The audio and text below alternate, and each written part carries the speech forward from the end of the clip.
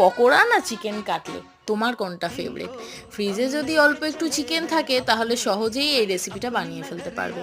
প্রথমেই চিকেন কিমা করে নিয়ে নিয়েছি, তার মধ্যে দিয়ে দিলাম আলু সেদ্ধ, গ্রেট করে রাখা চিজ, দিয়ে দিচ্ছি কর্নস্টার্চ, পরিমাণ মতন লবণ, সয়া সস, আর দিয়েছি এখানে কাঁচা লঙ্কা আর রসুনের একটা পেস্ট দিয়ে ভালো করে ম্যারিনেট করে আমি ওটাকে কিছুক্ষণের জন্য রেস্টে রেখে দিয়েছিলাম। এবার হাতটাকে ক্লিন করে হাতেতে তেল মেখে, আর এখানে আমি নিয়ে নিয়েছি ময়দা গুলে নিয়েছি একটা প্লেটে, আর একটা প্লেটে রয়েছে এখানে বিস্কুটের গুঁড়ো।